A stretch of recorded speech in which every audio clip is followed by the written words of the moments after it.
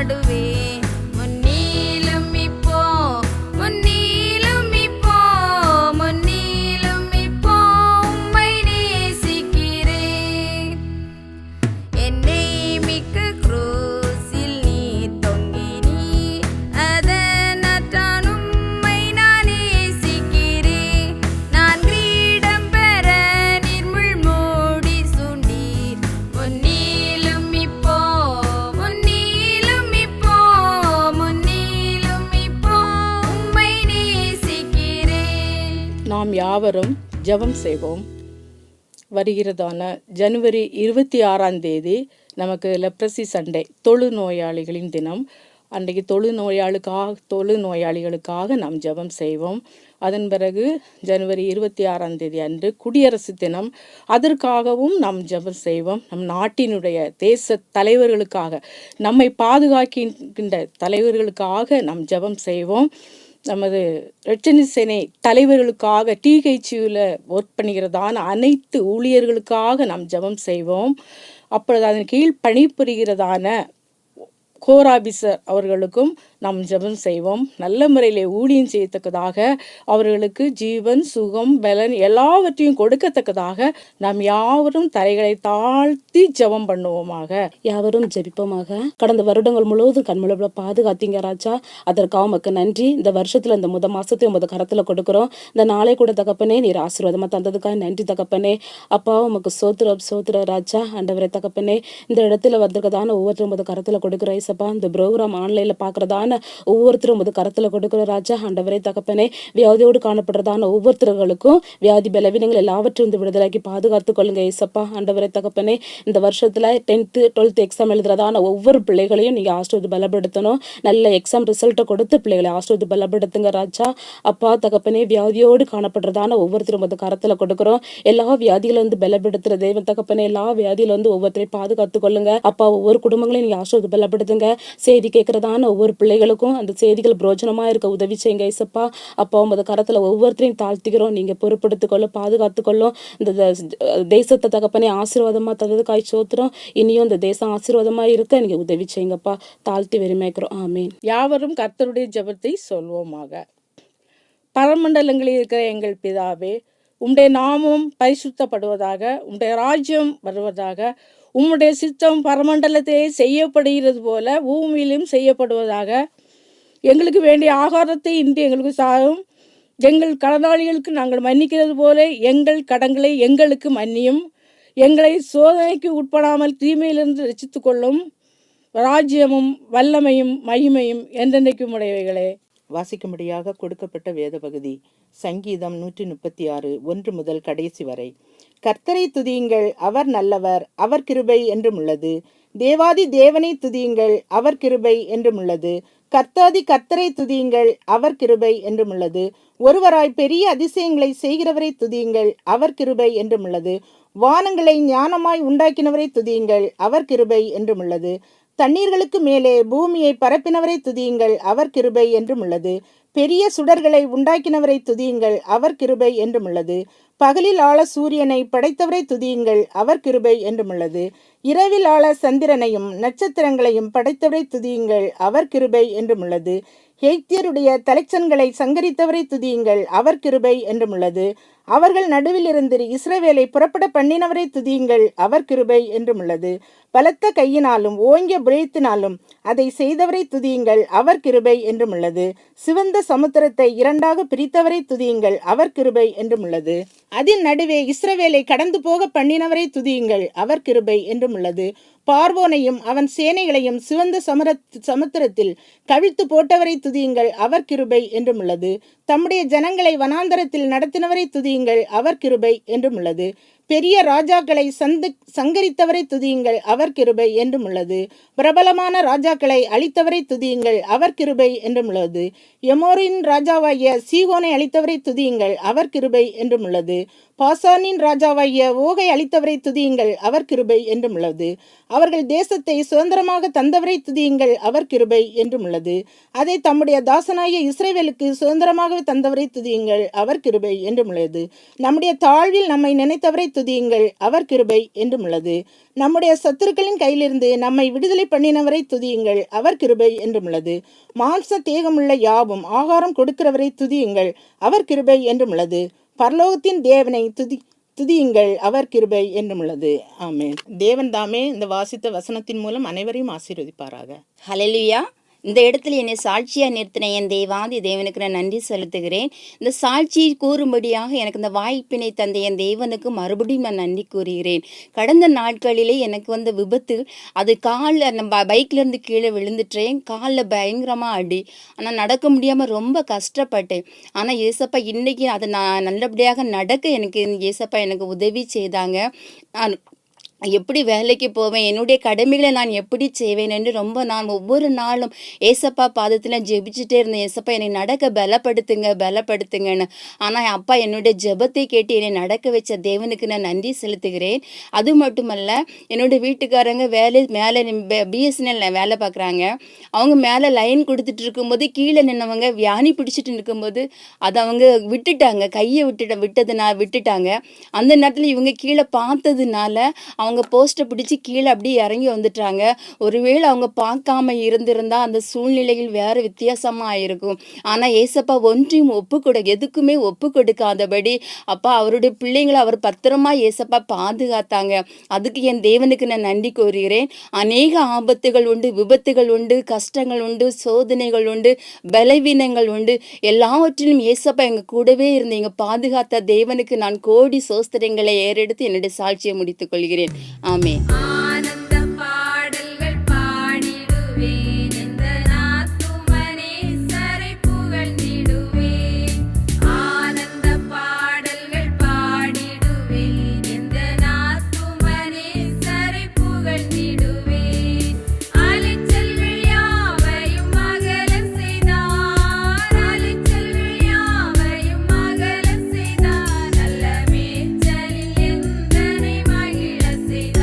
நல்ல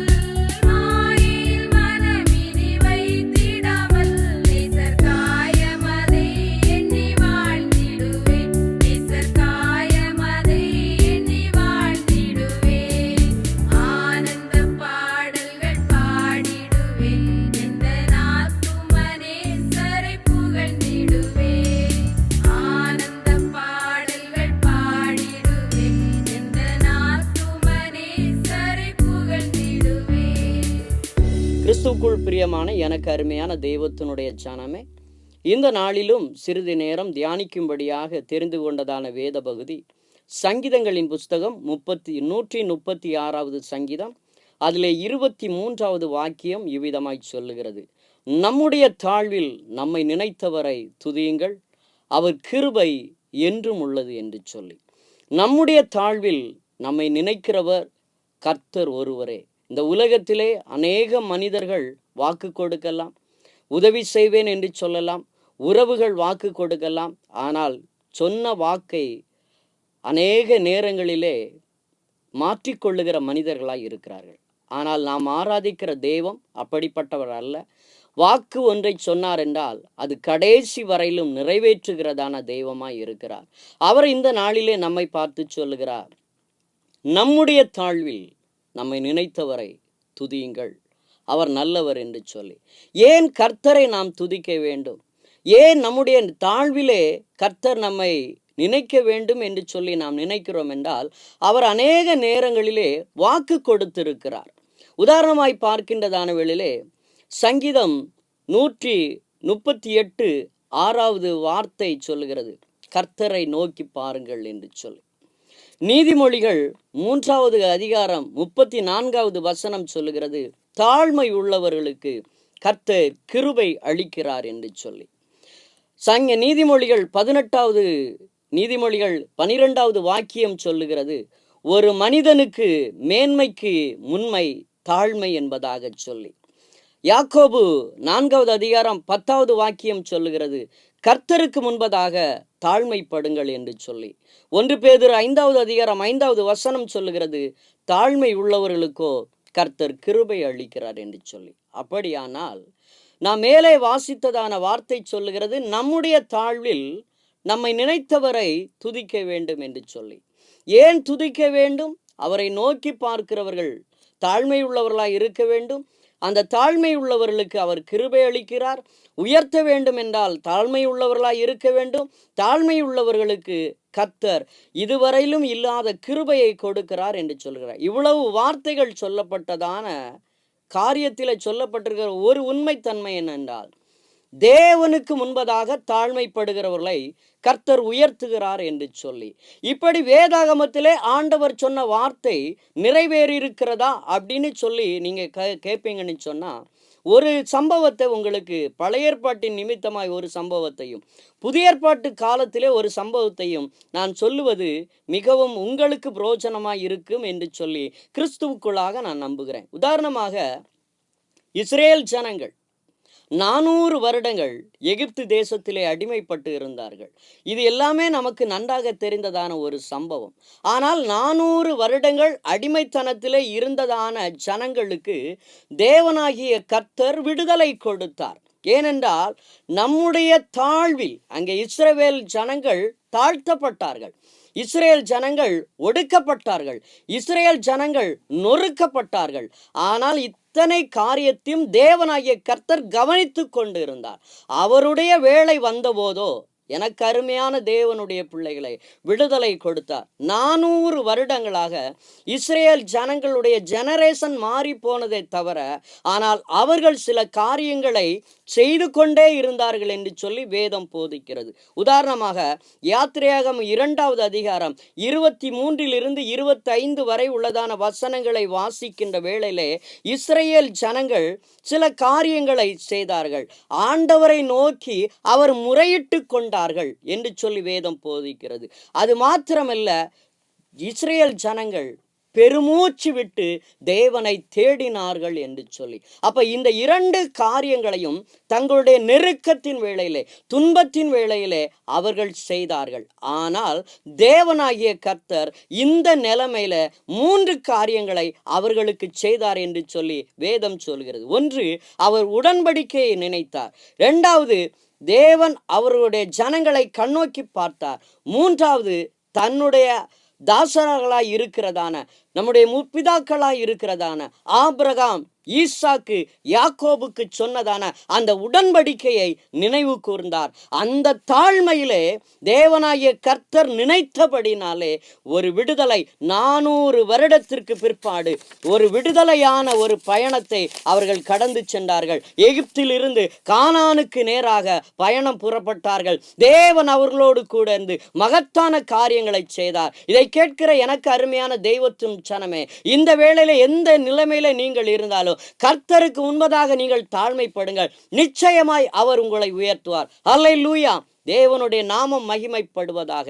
இரண்டாவதாக, தேவன் நினைக்கதான ஒரு மனிதனை இந்த வேளையிலே சொல்கிறேன். புதிய ஏற்பாட்டு காலத்திலே இந்த மனிதன் யார் என்று சொன்னால், சமுதாயத்தால், சொந்த பந்தங்களால், உறவுகளால், குடும்பங்களால், பெற்றெடுத்த பிள்ளைகளால், சமுதாயத்தால், நண்பர்களால் ஒதுக்கப்பட்டதான நிலைமையிலே உள்ளவர்கள் என்று சொல்லி வேதம் போதிக்கிறது. காரணம் என்னவென்றால், இந்த காலகட்டத்திலே இந்த தொழுநோய் என்று சொல்லுகிறதான வியாதி பரவலாய் ஆங்காங்கே இருக்கிறது. ஆனால் பழைய ஏற்பாட்டின் காலத்திலே இந்த வியாதியை பிடித்ததான மனிதர்கள் இப்படிதான் இருக்க வேண்டும் என்று சொல்லி வேதாகமத்திலே ஒரு சட்டம் இருக்கிறது, வேதாகமத்திலே ஒரு திட்டம் இருக்கிறது. தேவனாகிய கர்த்தரே இதை அவர்களுக்கு கற்றுக் கொடுத்திருந்தார். லேவியராகம் 13வது அதிகாரம் 45, 46 வசனங்களை நீங்கள் வாசிக்கின்றதான வேளையிலே இந்த காரியங்கள் உங்களுக்கு நன்றாக தெரிய வரும். எனக்கு அருமையான தேவனுடைய பிள்ளைகளே, அவர்கள் நகரத்திற்கு புறம்பாக இருக்க வேண்டும், மனிதருடைய சஞ்சாலம் இல்லாத இடத்திலே இருக்க வேண்டும். ஆனால் இப்படிப்பட்ட சூழ்நிலையிலே அநேகர் வாழ்ந்து வந்தார்கள். எல்லாராலும் வெறுத்து ஒதுக்கப்பட்ட நிலைமையிலே இருந்தார்கள். ஆனால் எனக்கு அருமையான தேவனுடைய பிள்ளைகளே, இந்த தாழ்மையான நிலைமையிலே தொழுநோய் பிடித்ததான ஒரு மனிதனையும் என் தேவனாகிய கர்த்தர், என் ஆண்டவராய் இயேசு கிறிஸ்து நினைவு கூர்ந்து ஆசீர்வதித்த தேவனாய் இருந்தார். அந்த தேவன் ஆசீர்வதிப்பதற்கு அந்த தொழுநோய் ஆளியானவன் சில காரியங்கள் செய்தான், ஆண்டவர் சில காரியத்தை செய்தார் என்று சொல்லி பார்க்கிறோம். மார்க்கு 1வது அதிகாரம் 40 42 வரை உள்ளதான வசனங்களை வாசிக்கின்றதான வேளையிலே முதலாவது அந்த தொழுநோய் பிடித்ததான மனிதன் செய்ததான காரியம், ஆண்டவராகிய இயேசுவிடத்தில் அவன் வந்தான். சமுதாயத்திலே அநேகரால வெறுத்து ஒதுக்கப்பட்ட போதும் ஆண்டவருடைய வார்த்தையை அவன் நம்பினான். யோவான் 6வது அதிகாரம் 37வது வசனம் சொல்லுகிறது, என்னிடத்தில் வருகிறவனை நான் புறம்பே தள்ளுவதில்லை என்று சொல்லி. எனவே இந்த அருமையான தொழுநோய் பிடித்ததான மனிதன் முதலாவதாக இயேசுவிடத்திலே அவன் வந்தான். இரண்டாவது, இயேசுவுக்கு முன்னாக தன்னை தாழ்மைப்படுத்துவதற்காக முழங்கால் படியிட்டான். மூன்றாவதாக அவன் செய்ததான காரியம், யாம் விருப்பத்தை நீங்க நிறைவேற்ற வேண்டும் என்பதல்ல, உங்களுக்கு விருப்பம் இருந்தால் இந்த நிலையிலிருந்து, இந்த வியாதியிலிருந்து, இந்த சூழ்நிலையிலிருந்து என்னுடைய வாழ்க்கையிலே ஒரு விடுதலை தர முடியுமானால் நீர் தாரும் என்று சொல்லி ஆண்டவரிடத்திலே அவன் கெஞ்சினான். தன்னை முழுமையாய் ஒப்பு கொடுத்தான். எனக்கு அருமையான தேவனுடைய பிள்ளைகளை, என் ஆண்டவராகிய தெய்வம் என்ன செய்தார் தெரியுமா? அவன் மீது முதலாவது மனதுருகினார். எல்லாராலும் வெறுத்து ஒதுக்கு தள்ளப்பட்டு தொட முடியாத நிலைமையில இருந்ததான் அந்த மனிதன் மீது என் ஆண்டவர் முதலாவது செய்தது மனதுருகினார். இரண்டாவது, யாரும் தொட முடியாத நிலைமையிலே இருந்ததான மனிதன் மீது என் ஆண்டவராய் இயேசுடைய கரம் தொடப்பட்டது. மூன்றாவது, ஆண்டவர் சொல்லுகிறார், எனக்கு சித்தம் உண்டு, நீ இப்படி உபத்திரவத்திலே வாழ்வது, துன்பத்திலே வாழ்வது, கண்ணீரிலே வாழ்வது, குடும்பத்தை பிரிந்து வாழ்வது, துக்கத்திலே இருப்பது எனக்கு பிரியமல்ல. நீ குடும்பத்தோடு, பிள்ளையோடு, மனைவியோடு, நண்பர்களோடு, உடன்பிறப்புகளோடு, இனஜன பந்துக்களோடு, சமுதாயத்தோடு ஒன்றித்து வாழ வேண்டும், அதுதான் என்னுடைய விருப்பம் என்று சொல்லி தொட்டு, எனக்கு சித்தம் உண்டு, சுத்தமாக என்று சொல்லி கர்த்தர் அவனை தொட்டு சுஸ்தமாக்கினார். இதை கேட்கிற எனக்கு அருமையான தெய்வத்தினுடைய பிள்ளைகளை, பழைய ஏற்பாட்டின் காலத்தினுடைய அனுபவத்தை போல ஏதாயிலும் அடிமைத்தனத்திலே உங்களுடைய வாழ்க்கையிலே அடிமைத்தனத்திலே இருந்து கொண்டிருக்கிறீர்களா? எனக்கு விடுதலை செய்வார் ஒருவரும் இல்லை என்று நினைக்கிறீர்களா? நான் சொல்லுகிற என் ஆண்டவராய் இயேசு கிறிஸ்து உங்களுடைய வாழ்க்கையில இருக்கிற எந்த வியாதியாய் இருந்தாலும் சரி, எந்த பலவீனமாய் இருந்தாலும் சரி, எந்த அடிமைத்தனமாய் இருந்தாலும் அவர் விடுவிக்க வல்லவராய் இருக்கிறார். நீங்க சொல்ல வேண்டியது ஒன்றே ஒன்று, இயேசுவே என் மீது மனமிரங்கும், எனக்கு உதவி செய்யும் என்று சொல்லுங்கள். உங்கள் அருகில் அருகில் வந்து உங்களுக்கு அற்புதம் செய்கிற ஒரு நல்ல ஆண்டவர் நான் ஆராதிக்கிற என் ஆண்டவராகிய இயேசு கிறிஸ்து.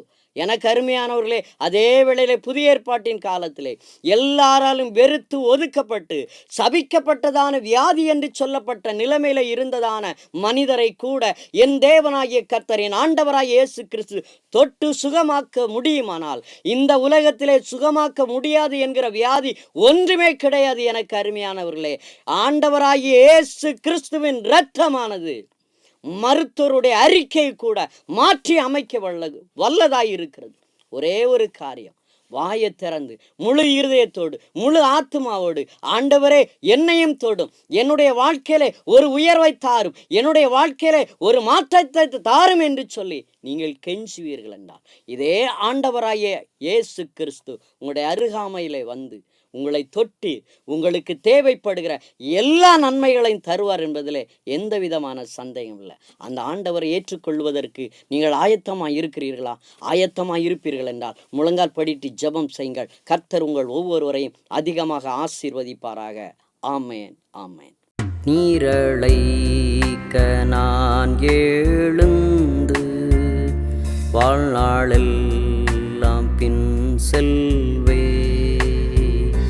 பாதையெல்லாம் நீரறிவி நடத்தூவி அண்டை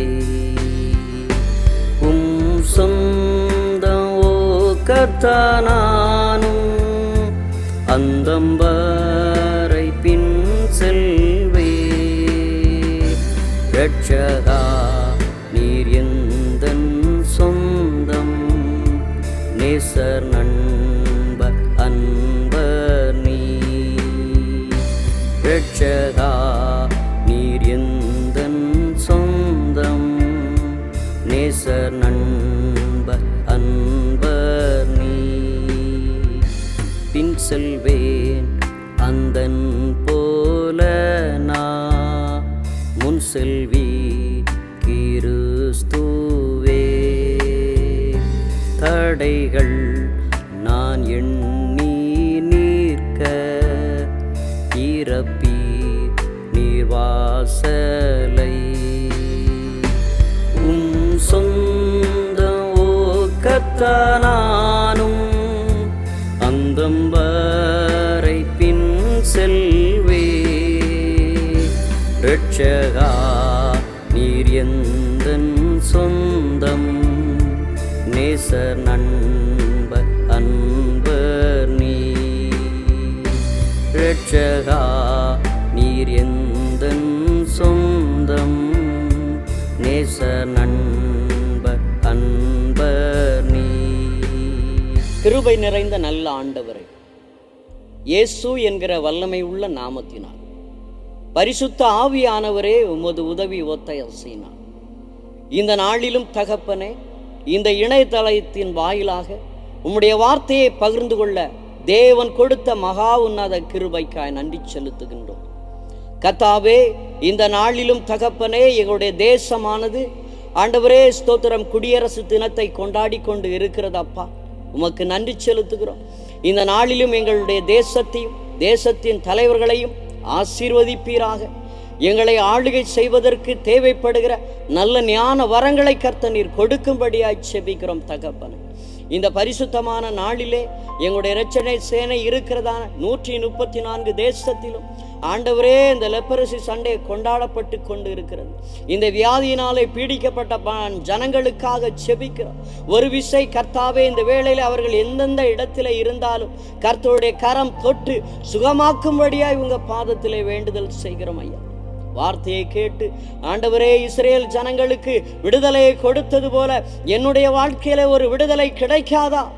ஆண்டவரே, ஒரு தொழுநோய் பிடித்ததான மனிதன் உம்முடைய சமூகத்திலே வந்து என் ஆண்டவர் என்னை தொட்டு சுகமாக்கினாரே, என்னை சுகமாக்குவாரே என்று சொல்லுகிறதான எண்ணத்தோடு கூட இந்த ஆன்லைன் வாயிலாக யாரெல்லாம் இருக்கிறார்களோ தகப்பன் தொட்டு சுகப்படுத்தும், தொட்டு சுகப்படுத்தும்.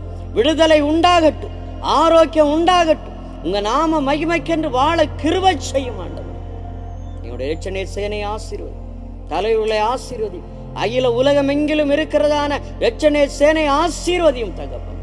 இதை காக்கிற எல்லா ஜனத்தையும் ஆசீர்வதி, தேவைகளை சந்தி. துதி கன மகிமை உமக்கு மாத்திரம் செலுத்துகிறோம். இயேசுவின் நாமத்தினாலே ஜெபித்து ஜெயம் எடுக்கிறோம் எங்கள் ஜீவனுள்ள நல்ல பிதாவே.